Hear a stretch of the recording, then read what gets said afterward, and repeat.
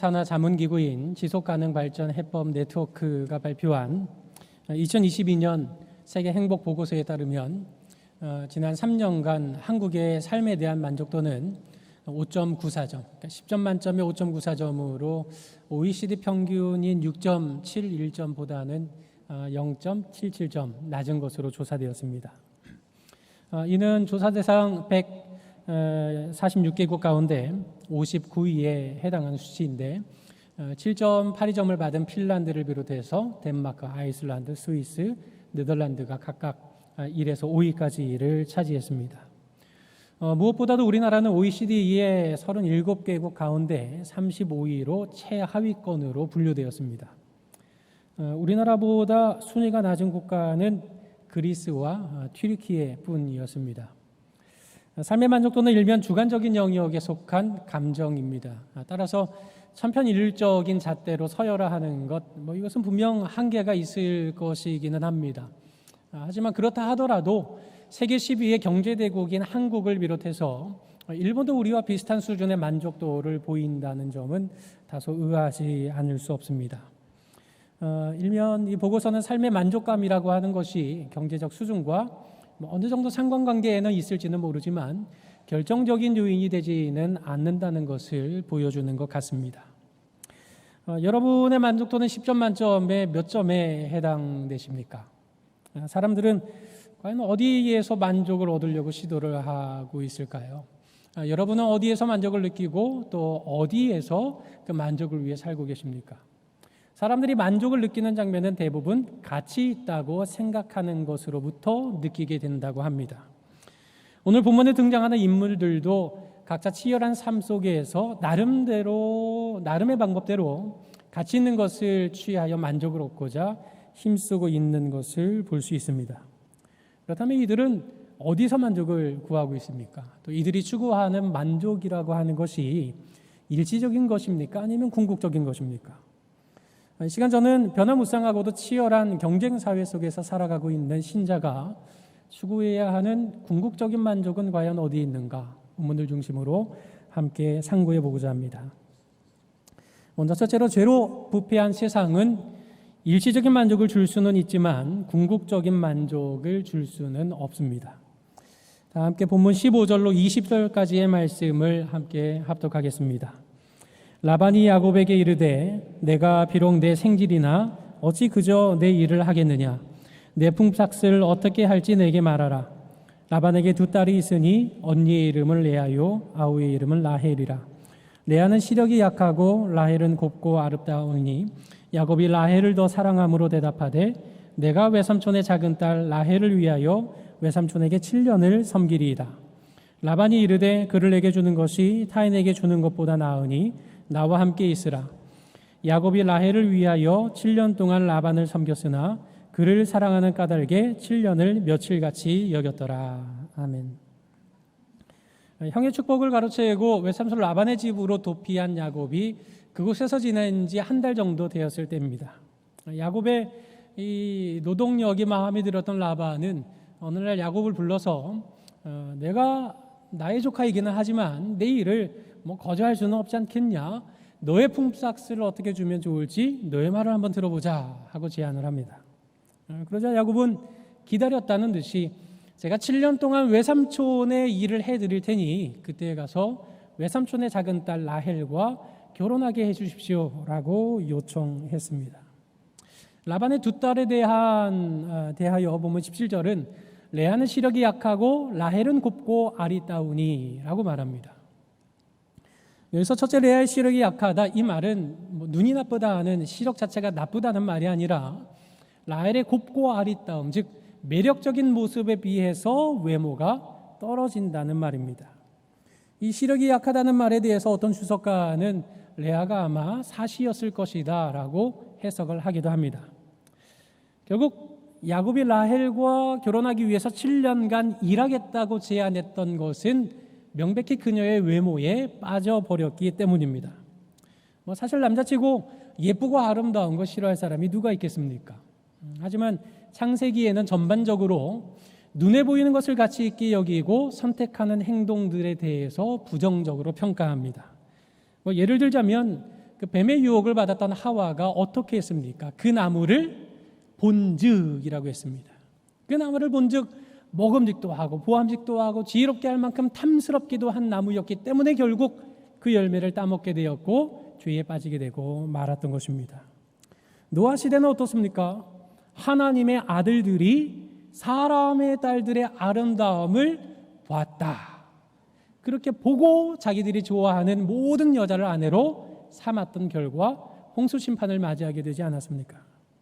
롯이 아브라함과 분가하는 과정에서도 그는 눈을 들어 소돔과 고모라를 좋게 보았고 그 결과 그 땅에서 타락한 죄의 영향 아래 놓이게 되지 않았습니까? 이처럼 젊은 청년 야곱이 라헬의 매력적인 외모에 흠뻑 빠져서 7년간 일을 하면서도 라헬을 사랑하는 까닭에 7년을 며칠같이 보냈다. 이 말은 일면 낭만적으로 들릴지는 모르지만 창세기 문학적 표현을 미뤄볼 때 무언가 잘못되고 있다는 복선을 나타낸 것입니다. 드디어 약속된 기한이 다 차게 되었고 야곱은 라반에게 약속 이행을 요청합니다. 우리 다 함께 본문 21절로 25절 상반절까지의 말씀을 함께 읽겠습니다. 야곱이 라반에게 이르되 내 기한이 찼으니 내 아내를 내게 주소서 내가 그에게 들어가겠나이다.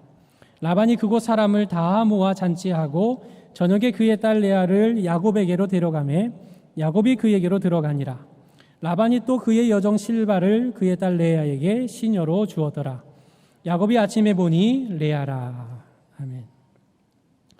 야곱이 내 아내를 내게 주소서 내가 그에게 들어가겠나이다 라고 말한 것은 그가 얼마나 이날만을 학수고대했는지를 여실히 보여줍니다.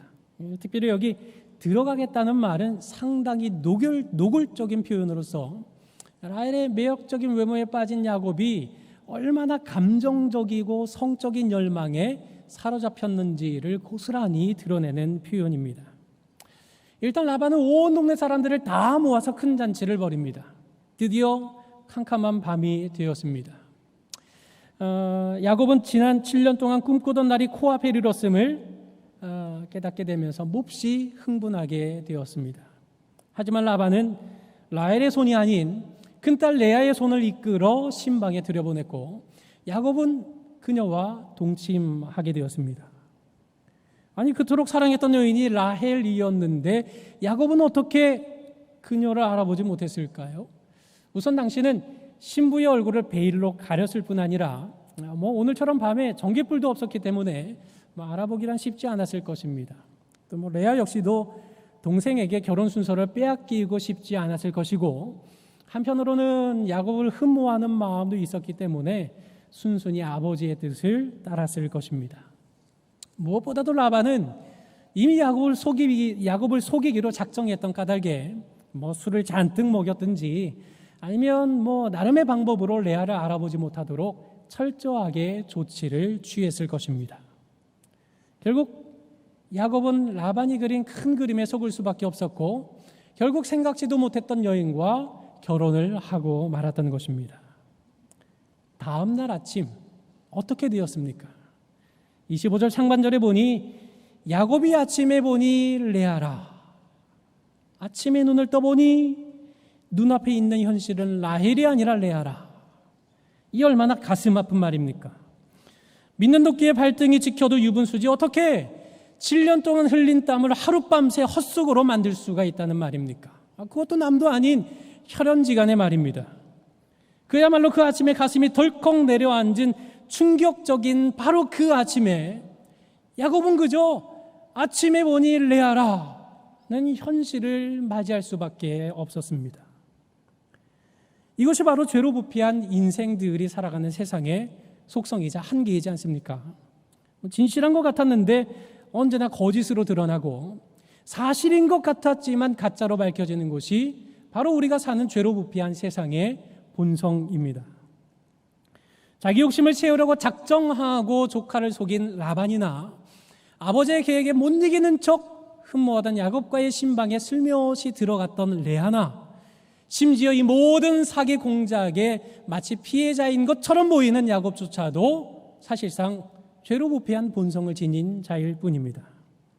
창세기 27장 35절에 내 아우가 와서 속여 내 복을 빼앗았도다 라는 이삭의 말처럼 야곱도 이미 아버지 이삭과 형 에서를 속이고 장자의 축복을 가로챈 거짓과 속임수의 달인이지 않습니까? 죄로 부패한 인생이 가득 찬 이곳, 피차 자기 만족과 육심만 채우려고 속고 속이는 죄로 부패한 세상은 우리에게 일시적인 만족을 줄 수 있는 것처럼 보일지는 몰라도 그 결국은 실망과 좌절을 안길 뿐인 것입니다. 완전하지 못한 것에서 완전함을 찾고 만족할 수 없는 것으로부터 만족을 얻으려는 시도는 얼마나 무모한 일입니까? 죄로 부패한 인생이 가득 찬 세상이라는 불완전함으로부터 만족을 구하는 삶이란 어쩌면 시궁창에서 정수를 찾으려는 시도와 같을 뿐입니다. 결국 죄로 부패한 인생으로 가득한 세상에서는 만족이 아니라 부족을, 체험이 아니라 결핍을 깨달을 뿐임을 잊지 말아야 합니다. 세상이 믿었던 사람에게 배신을 당하거나 속아본 적이 없는 사람 있겠습니까? 단언컨대 아마 단 한 사람도 없을 것입니다. 그런데도 우리가 반복적으로 눈에 보이는 세상을 움켜쥐려고 하는 이유가 무엇입니까? 그것은 눈에 보이는 그것을 전부를 여길 뿐 그 너머에 영원한 것을 바라보지 못하기 때문입니다. 명백히 이 세상에는 일시적인 만족거리들이 있습니다. 그러나 그게 전부가 아닙니다. 그 너머에 영원한 것이 있는데 우리는 그저 눈앞에 존재하는 바로 그것이 우리의 유일한 만족이요 없어져서는 안 될 전부인 것처럼 착각하기 때문에 우리의 경험은 언제나 아침에 보니 레아라와 같은 실망과 낙심뿐인 것입니다. 언젠가 아침 방송 중에 특이한 제목의 시를 소개한 적이 있어서 기억에 남습니다. 그 제목이 3억 7천만 원입니다. 혹 아시는 분도 계실지 모르겠습니다. 이 시를 지은 분은 본래 한글을 모르시는 분입니다. 글을 모르니까 그 동업하는 친구에게 모든 걸 맡겼는데 그 믿었던 친구에게 사기를 당하고 글을 배워서 지은 시가 그 3억 7천만 원이라는 시입니다. 길지 않은데 잠깐 소개해 볼까 합니다. 제목 3억 7천만 원. 너는 글 잘 모르니까 내가 알아서 할게. 고마운 친구와 화장품 가게를 시작했다. 명의도 내 이름, 카드도 내 이름으로 해준 친구가 너무 고마웠다. 어느 날 친구는 은행 대출을 해서 도망갔고 나는 3억 7천만 원의 날벼락을 맞았다. 아들 방까지 빼서 빚을 갚으며 글만 알았어도 가슴을 쳤다. 나는 길을 쓰고 공부를 시작했다. 이제는 은행도 혼자 가고 사인도 한다. 사기당한 돈 3억 7천이 글 배우게 된 값이다. 이런 짧은 시입니다. 정말 고마운 사람이라고 생각을 했던 친구에게 3억 7천만 원이나 사기를 당하고 그 아들 방까지 빼서 빚을 갚을 수밖에 없는 그 마음이 얼마나 쓰리고 아팠겠습니까? 죄로 가득한 세상을 살아가는 우리의 눈에 보이는 모든 것들은 그것이 비록 일시적인 만족을 주는 것처럼 보일지는 몰라도 그 모든 것들은 시간이 지남에 따라 결국 우리에게 실망을 안겨주게 되고 낙심과 환멸이라는 선율이 우리가 기대하고 소망하는 모든 것에 깃들여 있음을 발견하게 될 것입니다. 그렇다면 우리는 일시적인 만족을 주는 세상으로부터 우리 삶의 초점을 바꿔야 하지 않겠습니까? 이 세상이 일시적인 만족뿐이라면 우리에게 있는 영원한 만족이 무엇인가에 초점을 맞추고 그것을 쫓아야 하지 않겠습니까? C.S. 루이스는 이렇게 말했습니다. 만일 내가 이 세상에서의 그 어떤 경험도 결코 충족시키지 못하는 욕망을 내 속에서 발견한다면 내가 다른 세계, 초자연적이고 영원한 어떤 것을 위해 만들어졌다는 것이 가장 타당한 설명이다 라고 했습니다. 정말 그렇지 않습니까? 죄 많은 이 세상에서 실패하고 좌절감을 맛보게 될 때마다 바로 그 순간이야말로 일시적인 만족을 주는 눈앞의 현실로부터 우리는 눈을 들어서 궁극적인 만족을 주는 곳으로 우리의 눈을 돌리고 마음을 돌리고 우리 삶의 초점을 바꿔야 할 때입니다. 일시적인 것이 아니라 영원한 것이 우리에게는 명백히 있기 때문입니다. 그렇다면 우리의 궁극적인 만족은 어디에 있는 것이겠습니까? 둘째로 변함없는 하나님의 사랑만이 우리의 유일하고도 궁극적인 만족이 됩니다. 함께 25절 하반절에서 30절까지의 말씀을 합독하겠습니다. 라반에게 이르되 외삼촌이 어찌하여 내게 이같이 행하셨나이까? 내가 라헬을 위하여 외삼촌을 섬기지 아니하였나이까? 외삼촌이 나를 속이심은 어찌 됨이니까? 라반이 이르되 언니보다 아우를 먼저 주는 것은 우리 지방에서 하지 아니하는 바이라. 이를 위하여 7일을 채우라. 우리가 그도 내게 주리니 내가 또 나를 7년 동안 섬길지니라. 야곱이 그대로 하여 그 7일을 채우매 라반이 딸 라헬도 그에게 아내로 주고 라반이 또 그의 여종 비라를 그의 딸 라헬에게 주어 시녀가 되게 하매 야곱이 또한 라헬에게로 들어갔고 그가 레아보다 라헬을 더 사랑하여 다시 7년 동안 라반을 섬겼더라.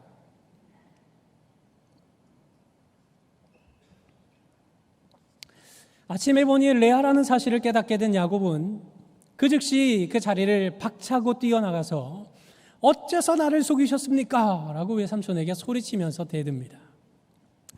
한편 라반은 작정하고 조카 야곱을 속였음에도 불구하고 미안하다는 사과 한마디 없이 어줍지 않은 변명들을 앞세우면서 라헬을 얻으려면 앞으로 7년을 더 일하라고 하면서 속물근성을 뻔뻔하게 드러내고 있습니다. 현대를 살아가는 우리로서는 어떻게 이렇게 라반이 큰 소리를 칠 수 있는지 이해하기가 쉽지는 않습니다. 우리들이라면 당장 사기 결혼으로 혼인 취소 소송을 벌여서 책임을 물을 수도 있겠지만 당시 문화는 어찌하든지 하룻밤을 보내고 나면 그 여인을 책임져야 하는 것이 남자들의 도리였습니다. 결국 야곱은 이미 레아를 아내로 맞이한 상태가 되어버렸고 라반으로서는 전혀 아쉬울 것이 없는 상황으로 전개되고 있었던 것입니다. 이 두 사람의 불성사나운 싸움 속에 한쪽에서 외면받은 채 홀로 조용히 눈물을 흘리고 있었던 여인이 있었습니다. 그녀는 바로 평생토록 동생 라헬의 외모와 비교당하며 그늘진 곳만을 찾아다니던 레아입니다. 어쩌면 아침이 밝아오지 않기를 누구보다도 바랐을 그녀였지만 아침이 올 수밖에 없었고 어느 정도 그래도 예상은 하고 있었지만 그럼에도 마주할 수밖에 없었던 야곱의 실망스러운 눈빛과 표정은 그녀의 마음에 깊은 상처가 되었을 것입니다. 신방 밖에서 일어나는 다툼의 소리가 나 때문에 일어나는 것은 아닌가 하는 죄책감에 그렇지 않아도 힘든 레아의 마음을 더 괴롭고 아프게 짓누르고 있었던 것입니다. 결혼 첫날부터 어찌되었든지 간에 남편이 된 야곱에게 외면당한 레아는 이제는 아버지에게로부터도 철저하게 버림받은 존재가 되고 맙니다. 라반은 그녀 레아의 입장은 전혀 배려하지도 않고 그저 야곱의 노동력을 탐낸 나머지 불과 일주일 뒤에 그녀의 동생이었던 라헬을 야곱에게 둘째 부인으로 주겠다고 약속한 것입니다. 그 누구도 관심을 주지 않을 뿐 아니라 누구도 원하지 않던 여인, 그녀가 바로 레아였습니다. 이처럼 소망 없고 비참하기 이를 데 없는 오늘의 레아가 누구입니까? 바로 저와 여러분이지 않습니까? 죄 아래에서 그저 아무것도 할 수 없이 신음하고 고통스러워하며 괴로워하고 있는 비참한 존재요, 아무 소망이 없는 우리들이야말로 오늘의 레아와 같은 사람들이지 않습니까? 그렇다면 남편에게도 아버지에게도 철저하게 외면받고 버림받은 이 여인을 과연 누가 돌봐주셨습니까?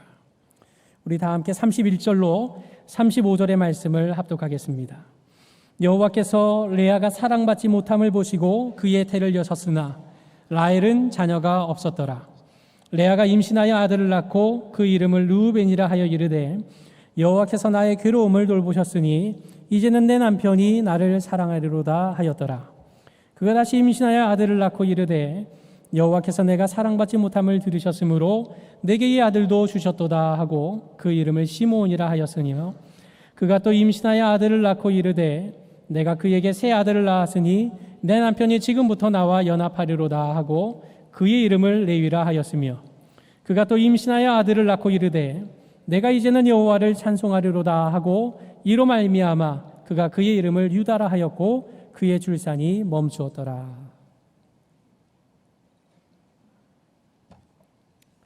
31절에 여호와께서 레아가 사랑받지 못함을 보시고 라고 했습니다. 여기 사랑받지 못했다라는 말은 좀 약한 표현입니다. 사실 사랑받지 못했다기보다는 미움을 받았다, 따돌림을 받았다 하는 뜻에 가까운 단어입니다. 다이아 반지가 없어서가 아니라 남편의 사랑을 받지 못하기 때문에 외로웠던 여인, 그 누구의 관심도 받지 못하던 한 여인, 말 그대로 철저하게 배제되고 소외된 채 사랑받지 못하고 미움을 받았던 한 여인에게 누가 찾아와 주셨습니까? 바로 하나님께서 찾아와 주셨던 것입니다. 이런 레아를 긍휼히 여기신 하나님께서 그녀를 돌보심으로써 오직 그녀의 태만 열어주셨습니다. 그 결과 32절에 기록된 것처럼 첫 아들 루벤을 낳고 그 이름을 루벤이라고 지었는데 그 뜻은 보라 아들이라 하는 뜻입니다. 하나님께서 자신의 고통을 보시고 아들을 주셨다라고 기쁘게 외치는 이름이었던 것입니다. 극심한 고통에 따르는 출산은 마땅한 의료시설이 없던 당시로서는 상당히 위험이 따르는 일이었습니다. 그런데도 불구하고 여인들이 아들 낳기 위해서 힘썼던 것은, 아들을 많이 낳는 것은 큰 복으로 여겼지만 아이를 낳지 못하는 그런 부림은 저주와 형벌, 수치와 불행으로 그 당시에는 여겼기 때문에 그렇습니다. 마침내 첫 아들을 낳음으로써 누가 더 복된 여인인지를 증명하게 된 이 레아는 이제는 내 남편이 나를 사랑하리로다 라고 기대했습니다. 하지만 야곱은 변하지 않았습니다. 이런 레아에게 하나님께서는 또다시 둘째 아들도 주셨습니다. 둘째의 이름은 여호와께서 내가 남편의 사랑을 받지 못하여 하소연하는 소리를 들으셨다라는 의미로 시므온이라고 지었습니다. 레아는 사랑받지 못하는 연약한 자들을 보시고 들으시는 하나님을 여전히 고백하고 있지만 그의 눈에 보이는 남편을 향한 기대와 사랑으로부터 그 초점을 옮기지는 못하고 있습니다. 이런 레아를 향하여서 하나님께서는 아무 말씀도 하지 않으시고 또다시 세 번째 아들을 주셨는데 그 이름은 매임, 연합을 의미하는 레위라고 지었습니다. 내가 아들을 셋이나 낳았는데 이제는 남편도 별 수 없이 나에게 단단히 매이겠지, 이제는 나와 연합하겠지 하는 바람으로 이름을 그렇게 지었던 것입니다. 그러나 이번에도 그녀의 기대는 철저하게 무산되었습니다.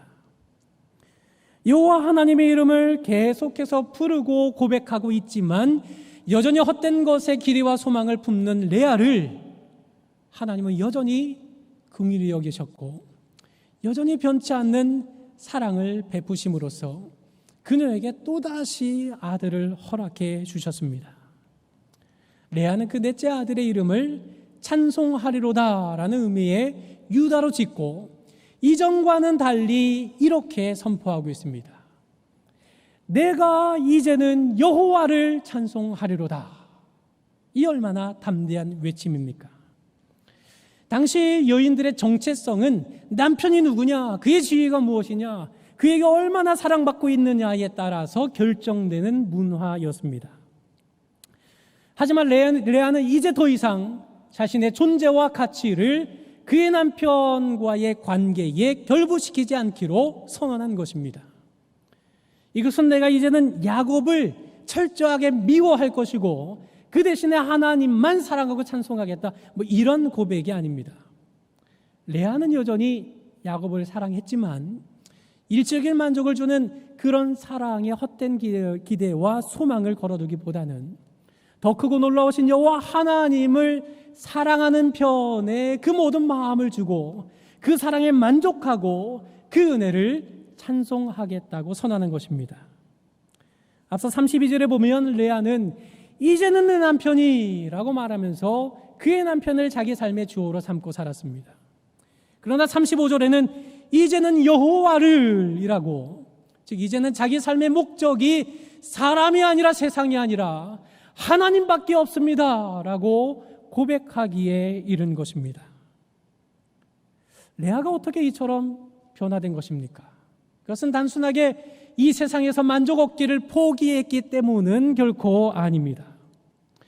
레아는 일시적인 만족을 넘어서는 궁극적이고도 영원한 만족을 발견했기 때문에 내가 이제는 이 일시적인 만족이 아니라 영원하고도 궁극적인 만족, 그 여호와 하나님의 이름을 찬송하리로다 라고 외쳤던 것입니다. 이 놀라운 변화는 곧 변함없는 사랑으로 레아에게 끝까지 은혜를 베풀어 주신 하나님으로 인한 것입니다. 하나님의 오래 참으시며 일방적으로 베풀어 주신 바로 그 사랑이 마침내 외로움과 고통 속에 살아가던 비참한 한 여인에게 일시적인 것이 아니라 궁극적이며 영원한 만족을 누리게 하셨던 것입니다. 남편에게 사랑받지 못한 여인을 향하여 내가 너의 참 신랑이다 라고 말씀하실 뿐 아니라 아버지에게 버림받은 것과 다름없는 자를 향하여 나는 고아의 아버지니라고 당신의 사랑을 일방적으로 나타내신 그 하나님을 인하여 레아는 이제 일시적인 만족을 넘어서는 영원하신 그 이름을 찬송하는 자로 변화될 수 있었던 것입니다. 바로 오늘의 레아와 같은 저와 여러분을 위해서 하나님께서는 그 사랑을 어떻게 나타내셨습니까? 우리가 아직 죄인 되었을 때에 그리스도께서 우리를 위하여 죽으심으로 하나님께서 우리에 대한 자기의 사랑을 확증하셨느니라는 말씀대로 죄를 인하여 완전히 부패하여 환영받을 길이 전혀 없는 가망성 제로의 인생에게 먼저 찾아오심으로써 그 사랑을 나타내셨습니다. 아무도 원하지 않는 레아와 같은 우리를 위해 예수님께서는 아무도 원하지 않는 사람의 모습으로 이 땅에 오셨습니다. 구유에 태어나 목수의 아들로 사셨던 예수님은 자기 땅에 오셨지만 그 누구의 영접도 환영도 받지 못하셨습니다. 우리를 위한 십자가의 길을 걸으셔야 했던 예수님은 그 제자들조차도 부인하고 저주하며 떠나버리게 되지 않았습니까? 예수님은 마치 레아와 같이 그 누구도 원치 않는 자가 되어서 무겁고 힘든 고난의 삶을 옮겨가셨던 것입니다. 심지어 그분은 십자가상에서 나의 하나님 나의 하나님 어찌하여 나를 버리셨나이까 라는 말씀으로 하늘에 계신 아버지에게조차 버림받은 자의 모습을 취하셨습니다. 왜 그러셨습니까? 레아와 같은 우리를 위한 것이었습니다. 레아처럼 아무 볼품없는 비참한 죄인을 위해서 성자이신 예수님께서는 고운 모양도 없고 풍채도 없은즉 우리가 보기에 흠모할 만한 아름다운 것이 없는 모습으로 이 땅에 오셨습니다.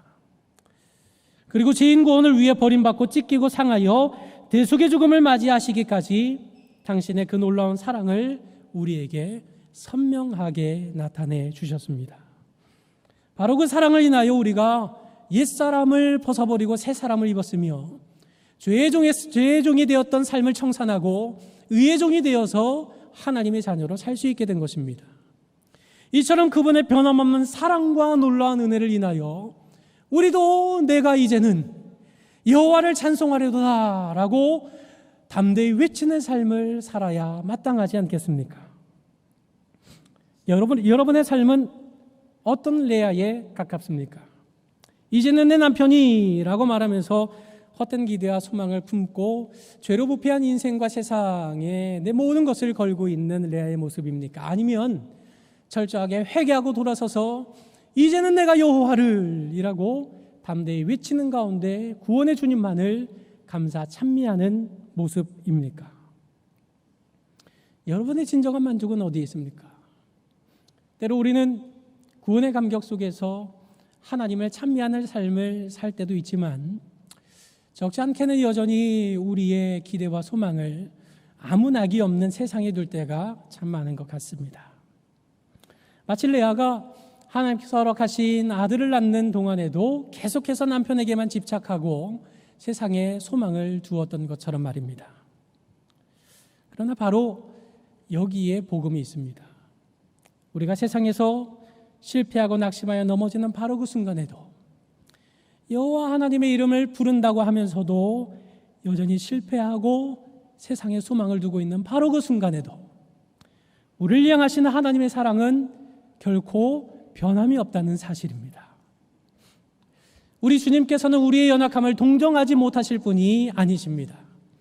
죄로 인하여 비참한 상황에 놓인 우리들을, 실패하고 낙심하여 고개조차 들 수 없는 죄인을 여전히 불쌍히 여겨주시고 주목하실 뿐 아니라 변함없는 사랑을 베푸시는 분이 우리의 하나님이시기 때문에 우리는 낙심하고 실패한 바로 그 현장으로부터 이제는 내가 여호와를 찬송하려다 라고 다시 일어설 수가 있는 것입니다.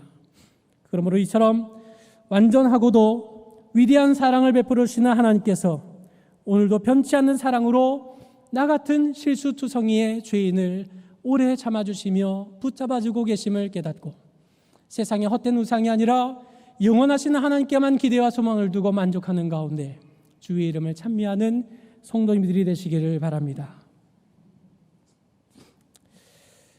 사랑하는 성도 여러분, 우리가 죄로 부패한 세상의 전부인 줄로만 알고 그곳에서만 만족을 찾고자 집착한다면 우리는 결코 만족을 얻을 길이 없는 곳에서 매번 속아 넘어가는 자신만을 발견하게 될 것입니다.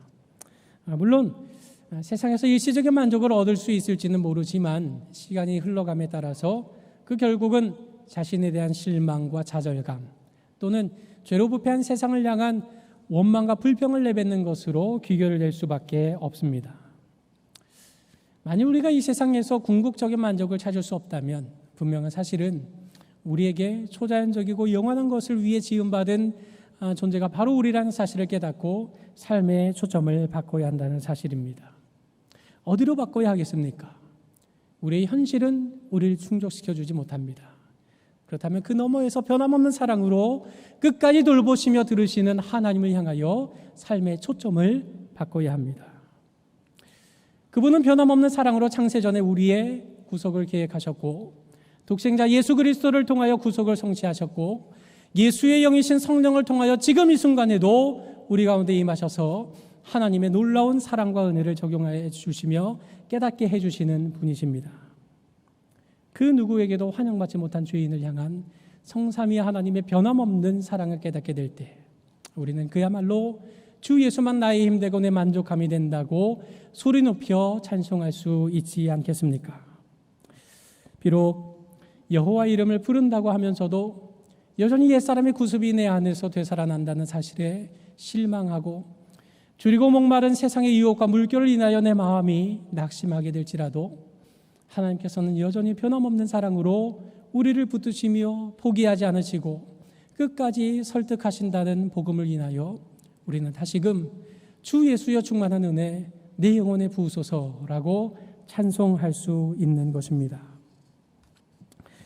나의 삶이 비록 레아처럼 못난 것 투성이요 멋진 삶은 아닐지라도 이 모든 것을 다 아시면서도 끝까지 사랑해 주시는 주님을 인하여 내가 이제는 여호와를 찬송하리로다 라고 담대히 외칠 수 있는 삶으로 우리는 나아갈 수 있습니다. 그러므로 아침에 보니 레아라는 실망과 좌절의 인생에서 벗어나 변함없는 사랑으로 우리를 구속하신 주님을 인하여 이제는 여호와를 찬송하는 삶 속에서 참된 만족을 누리는 경영의 모든 성도님들이 되시기를 주님의 이름으로 간절히 축원합니다.